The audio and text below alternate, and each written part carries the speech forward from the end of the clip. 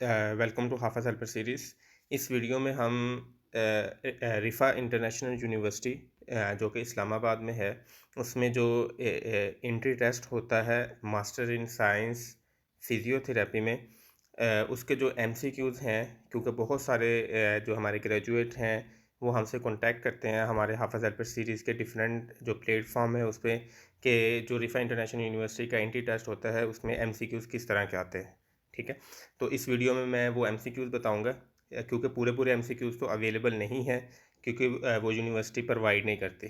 तो ये जो एमसीक्यूज़ हैं, ये जो एमसीक्यूज़ आए हुए हैं, हमारी जो टीम है हाफिज़ हेल्पर सीरीज़ की, उसके जो मेंबर्स हैं उन्होंने अपने जो एमसीक्यूज़ थे उनको मेमोराइज़ किया है, तो इनको राइट डाउन किया है। ठीक है, ये जो पिक्चर हैं इसकी पिक्चर क्वालिटी लो थी, इस वजह से मैं सिर्फ आपको ऊपर जो वॉइस है उसमें आपको टॉपिक का नेम बताऊंगा कि इस तरह के एमसीक्यूज़ थे, और ये तकरीबन 85 के करीब एमसीक्यूज़ हैं, और इसमें से आपको आइडिया हो जाएगा कि एंट्री टेस्ट में एमसीक्यूज़ आते कैसे हैं। मैं एक एक करके बोलता जाऊंगा और आपने सुनते जाना है।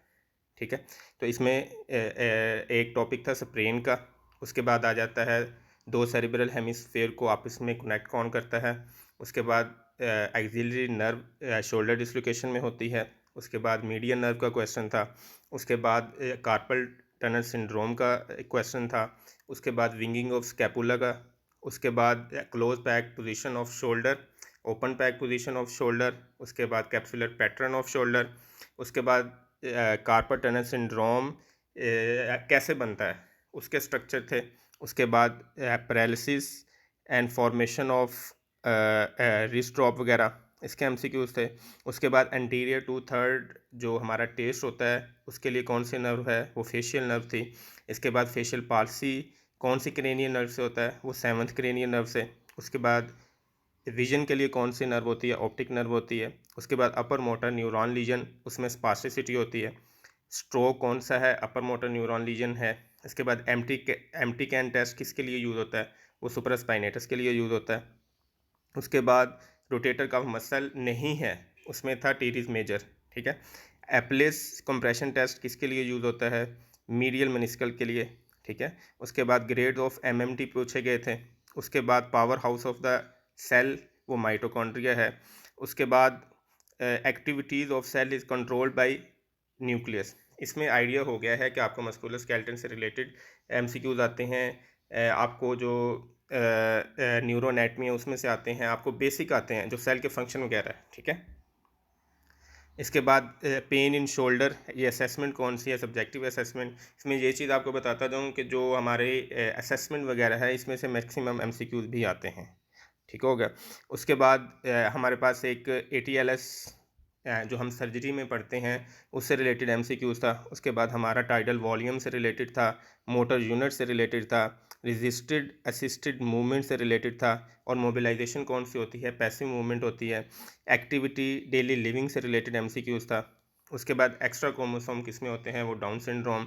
उसके बाद साइनेप्सिस क्या होते हैं। उसके बाद ईयर जो ईयर ड्रम होता है उसमें कौन सी मेम्ब्रेन होती है। उसके बाद सर्कुलेशन, ब्रीदिंग, एयरवे क्लियरेंस ये कौन सा सर्वे है, ये प्राइमरी सर्वे है।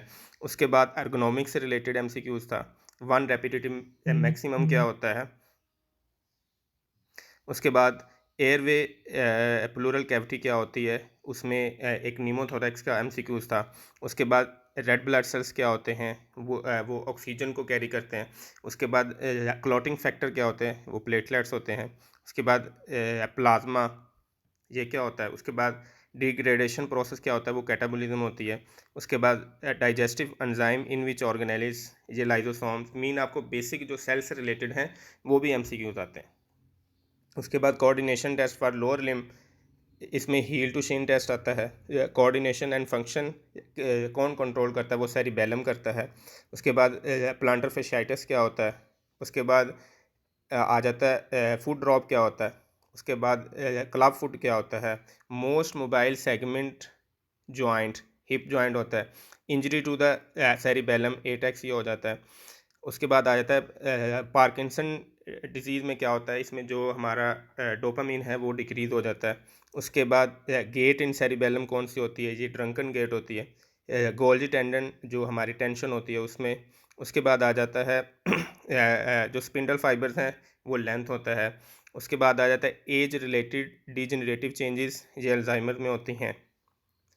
उसके बाद आ जाता है मस्कुलर डिस्ट्रॉफी, बच्चों में ज़्यादा होती है। ग्रीन स्टिक फ्रैक्चर, ये भी बच्चों में ज़्यादा होता है। उसके बाद आ जाता है कि जो जेनेटिक डिसऑर्डर नहीं है, एक्सेप्ट जेनेटिक डिसऑर्डर, वो एडिसिव कैप्सुलाइटिस था। उसके बाद आता है जनरल जो है हमारा होता है जनरल नॉलेज, वो बैकग्राउंड नॉलेज होता है, ठीक है। इसके बाद हमारे रिसर्च से रिलेटेड भी एमसीक्यूज आते हैं, जिसमें समरी वो एब्स्ट्रैक्ट होती है। उसके बाद जो मेथडोलॉजी होती है उसमें सैम्पल साइज प्लस क्राइटेरिया होता है।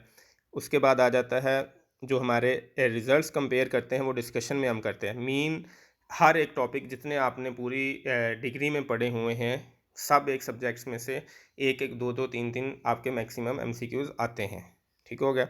उसमें ए बी ब्लड ग्रुप, ये यूनिवर्सल रिसेप्टर है, ये आपकी फिजियोलॉजी में से है। उसके बाद स्प्रिंगल डिजीज़, ये बोथ का ऑप्शन है। मेन रेस्पिरेटरी मसल कौन से होते हैं, वो डायफ्राम होता है। मेल्टिंग एंड बॉइलिंग पॉइंट 0 से 100। उसके बाद हाई आर्च क्या होता है, उसके बाद रिकट्स में क्या होता है, विटामिन डी की डिग्री होती है। Peripheral heart of the body, इसका मसल का पूछा हुआ था। एयर इंक्रीज रेजिस्टेंस, ये अस्थमा में होती है। उसके बाद ऑस्मोसिस क्या होता है। उसके बाद वाइटल्स जो हमारे हैं उसमें नहीं है।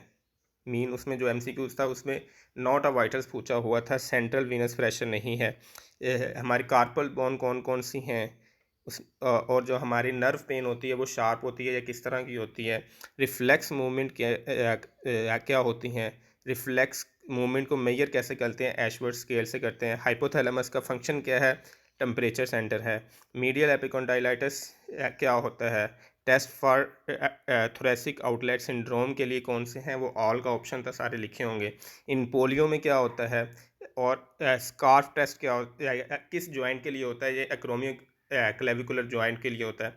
और इसके बाद जो प्रोग्नोसिस मीन जो हमारी असेसमेंट है उससे रिलेटेड एमसीक्यूज था। ये मैंने तकरीबन जो हमारे पास एमसीक्यूज थे जो हमारी टीम ने कंपाइल किए थे, ये मैंने ऑडियो में एक बार बता दिया है। अब आपको आइडिया हो गया होगा कि तकरीबन जितने भी सब्जेक्ट्स हैं हमारे जो आप फील्ड के हैं फिजियोथेरेपी के, वो तकरीबन सब में से ही एमसीक्यूज पूछे हुए हैं, ठीक है। एनेटमी होगी, फिजियो होगी, बायोकेमिस्ट्री। उसके बाद जो फिजियोथेरेपी के स्पेशल सब्जेक्ट्स हैं उनमें से भी मैक्सिमम एमसीक्यूज पूछे हुए हैं। अगर किसी भी क्वेश्चन की समझ ना आए, कोई भी आपने चीज़ पूछनी हो, तो आप इस वीडियो के नीचे कमेंट कर सकते हैं। और इस वीडियो को मैक्सिमम शेयर करें ताकि जो हमारे प्लेटफॉर्म के साथ कनेक्टेड नहीं है उन तक भी ये वीडियो पहुंच सके और उनको भी फ़ायदा हो। Thank you. अल्लाह हाफिज़।